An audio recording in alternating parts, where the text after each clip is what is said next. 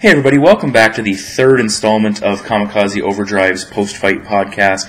This is actually a double post-fight podcast, as I'm going to touch upon the Ultimate Fighter 13 finale, which happened 2 weeks ago, and UFC 131, which went down last night. A lot of stuff going down. Let's get right into it. A couple news and notes I want to touch upon. It's been announced that from this point forward in the UFC, all main events will be 5-round fights, title fight or not. Nothing that's been announced at this point, because obviously people have been training for the 3-round fights. I like it. I think it's a great addition. You're going to see stuff like the John Fitch-BJ Penn fight. Unfortunately, I took BJ Penn to win that fight. Had it gone 5 rounds, I'm pretty sure Fitch wins the fight. It ended in a draw. But the point is, they want to make sure they have definitive winners. It's not good saying, as we saw with Gray Maynard and Frank Yeager, it can't end in a draw after 5 rounds, but it should lessen the possibility of it. So that means if you're going to be a main event fighter, you better have the stamina and be ready to go 5 rounds, or you better be ready to finish it early. So we'll see how that turns out. The addition of the flyweight division, 125 in the UFC. Very small division. They said it could take till 2012 before they get everything organized. Very excited to see it, though. Really will give an opportunity for guys like Demetrius Johnson, who actually just won, but he'll probably drop down. But the guy I really like is Joseph Benavidez. The guy's lost to Dominic Cruz twice. He's really stuck in limbo in the 135-pound division. Now he's going to go down. Expect him to rule the 125 division down there. So that's a huge opportunity there. Eight divisions now. Gotta love it that way. Monitors. UFC 131 used monitors. I watched Dana White's post-fight interview with Ariel Helwani. He was not happy. I wasn't happy. Of course, we saw the Michihiro Omigawa decision. That was so bad that Dana's going to pay his win bonus.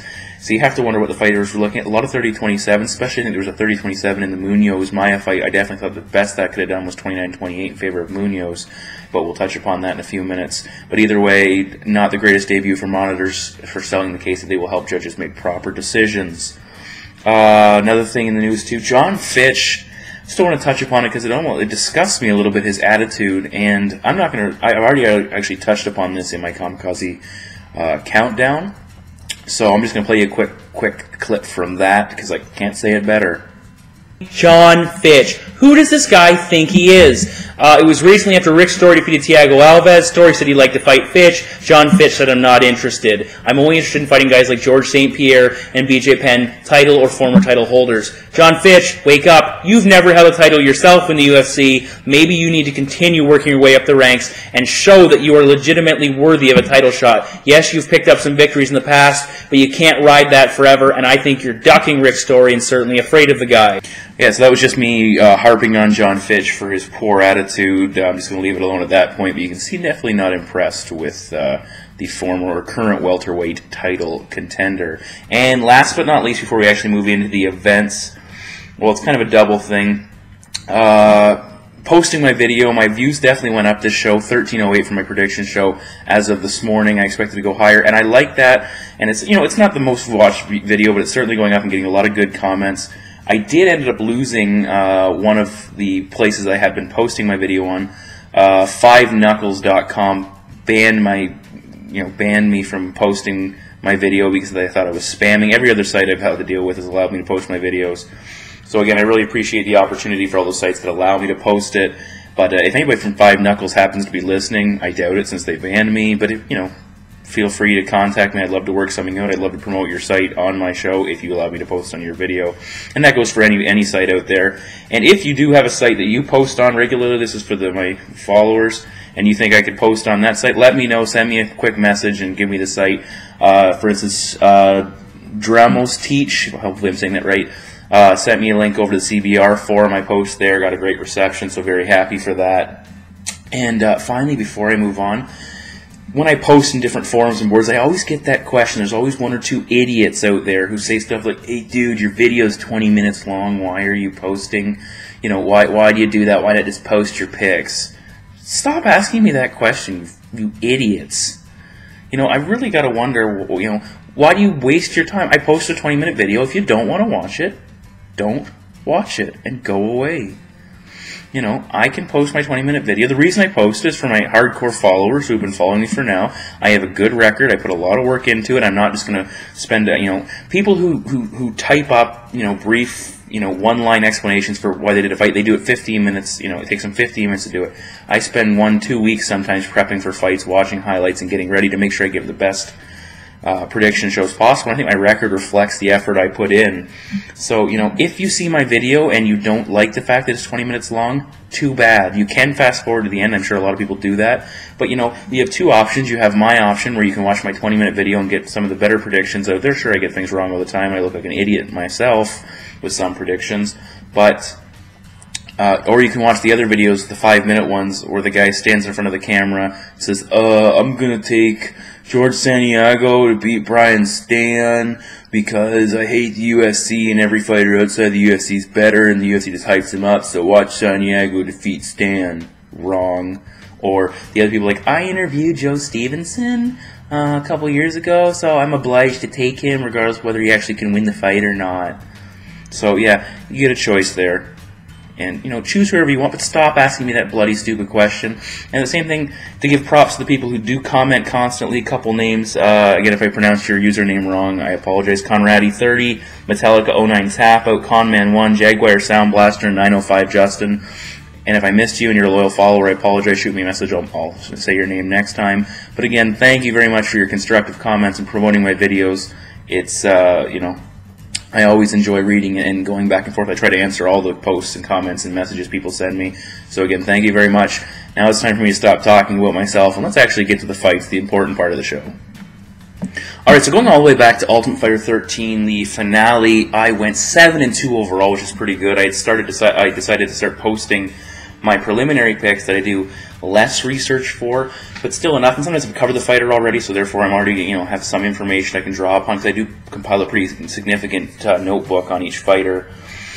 So on the preliminaries, I predicted 3 fights. I went 2-1. I had Scott Jorgensen to beat Ken Stone. Stone didn't look bad until Jorgensen stopped him from the guard with firing down a strike. So, props to Jorgensen. I'm sure he wants to climb the bantamweight ladder. Up next, I had Josh Grisby, the fluke, and his name appears to be proving that.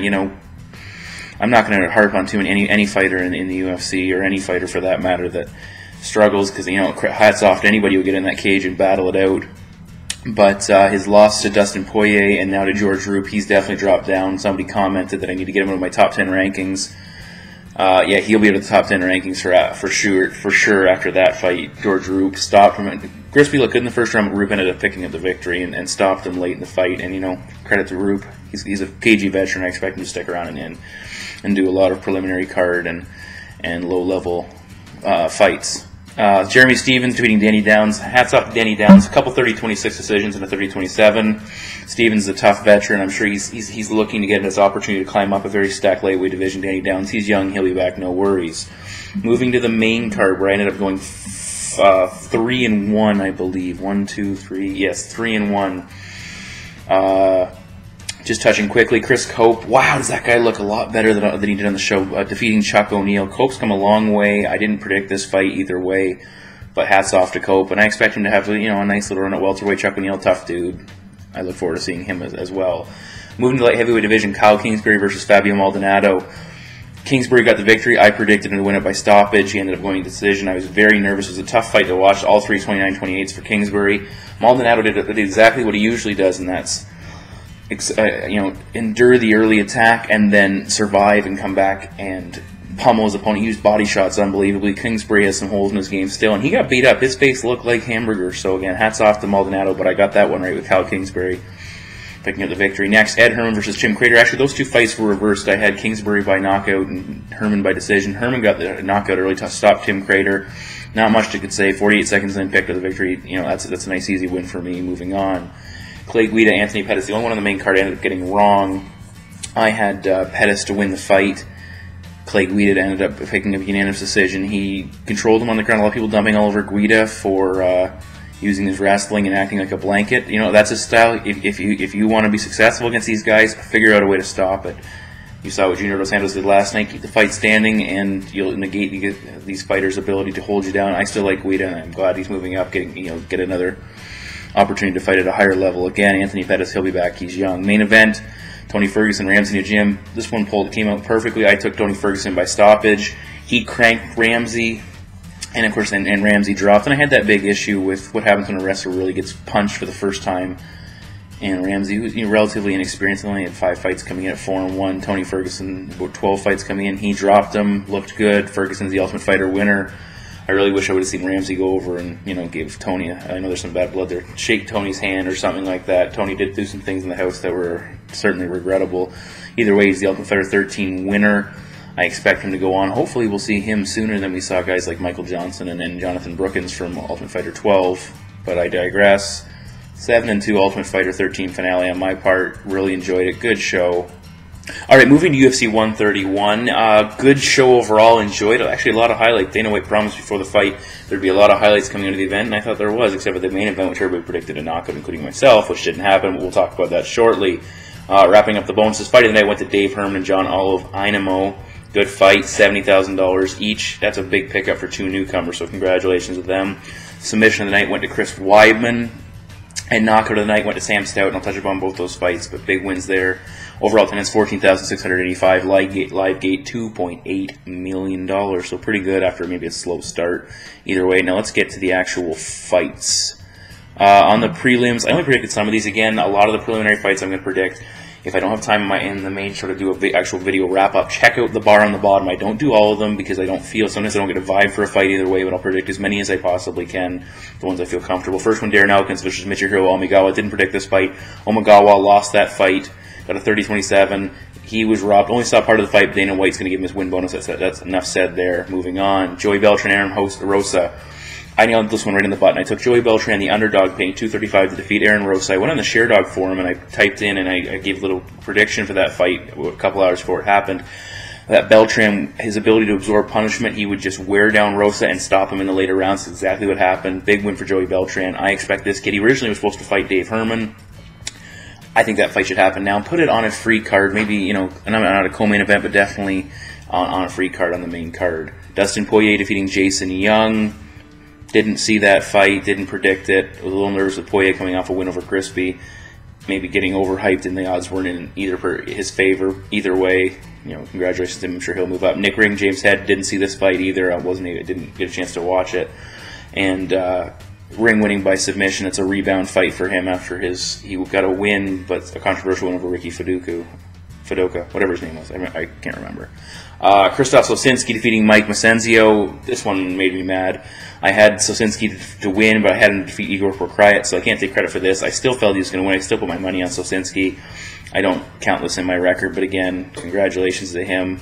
Beating Macenzio, got a 30-26 in their domination by the Polish experiment. So I went 3-0 and then moving on the actual Spike preliminaries.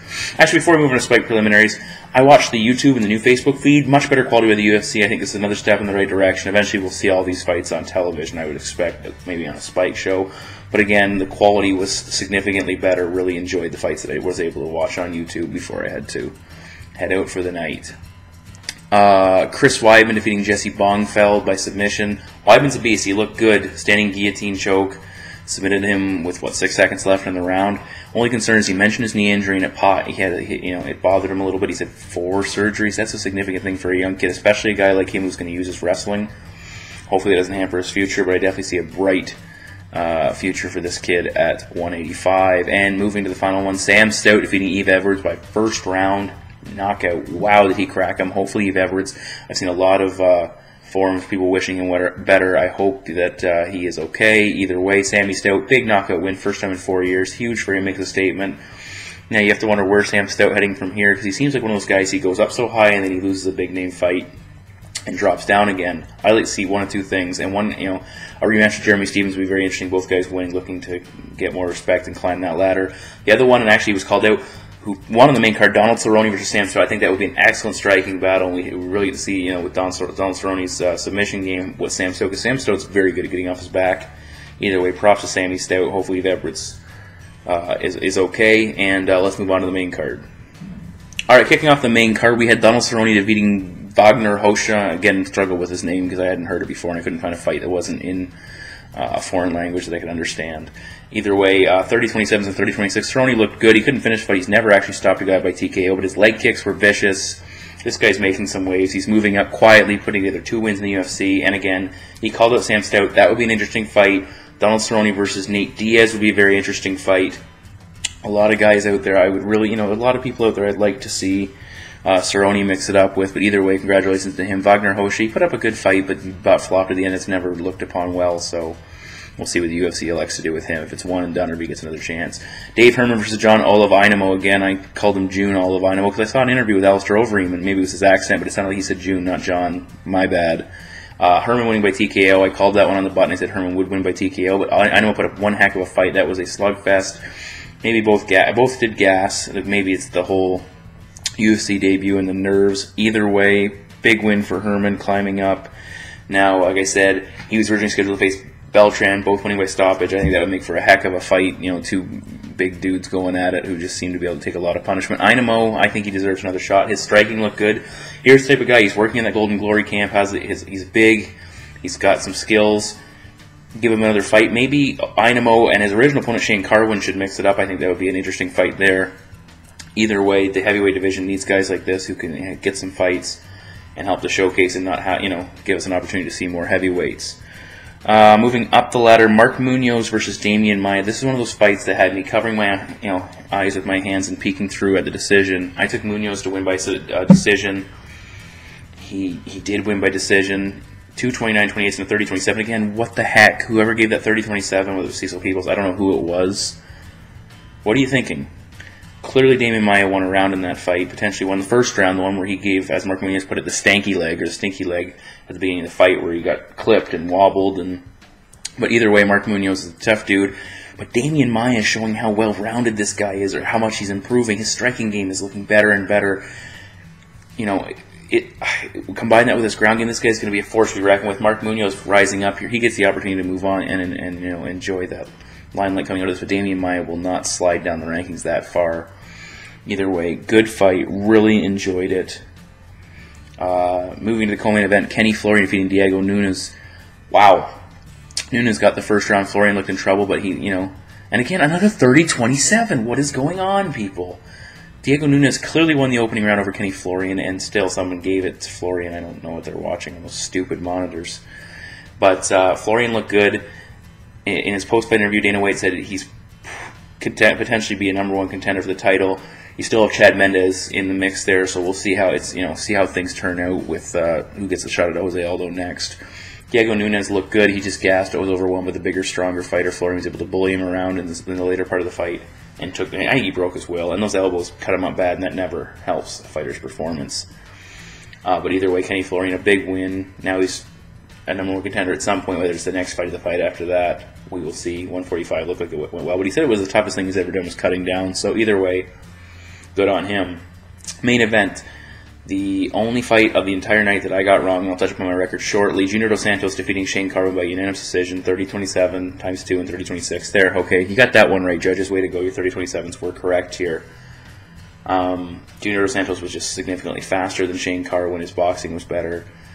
And I knew I was in for a long night when I took Carwin to win, and right off the bat, Junior stuffed his takedown attempts and got him off the cage. Carwin was able to hold him, but he wasn't able to do any damage. Junior Dos Santos is a beast. He's fighting Cain Velasquez next. The odds have actually already opened up, and Junior Dos Santos is a slight favorite in the betting odds over Cain Velasquez, which I find interesting either way. It's not to talk about that today. Shane Carwin, it's a catch-22. He talked about dropping weight to improve his endurance, and he went 3 rounds, and clearly he was battered and beaten, but was able to keep standing and continue to fight after, for the entire 3 rounds. But now he's dropped weight. Does that limit his ability to control and pin guys against the cage like he did to Frank Mir? He couldn't do it to Junior. Is Junior that much bigger and stronger and more athletic that he was able to get Carwin off of him? Either way, Carwin loses. He needs to go back down. The guy's getting older. He's, 36, 37 now? I can't remember exactly what it was. Like I said, John Olivainamo might be a good matchup for him. Either way, that would be actually an interesting fight, free show fight. But either way, Carwin needs to rebound. He looked better. He's coming off a long layoff. I'm sure he'll get another, multiple opportunities to succeed and keep going. But Junior Dos Santos versus Cain Velasquez next on the horizon. That'll be an excellent fight. Big heavyweight showdown. And another thing quickly, too, is you got to wonder how that fight would have turned out if it was JDS versus Brock Lesnar. Obviously, Lesnar would have nothing to do with JDS's stand-up. He would be looking for the takedown. The question is, A, could he have got it, and B, could he have done any damage when he got it, or if he did get it. So either way, we're not going to see that fight now. Dos Santos for the title against Velasquez should be great. 7-1. I'll touch on my record in the conclusion, but that's the main card and preliminary fights. So just to wrap things up before I go, I went 7-1 on the my predictions for UFC 131. Obviously, it would have been 8-1 had Krzysztof Rosinski's opponent not been changed for the second time. 3 different opponents originally scheduled to fight, but 7-1.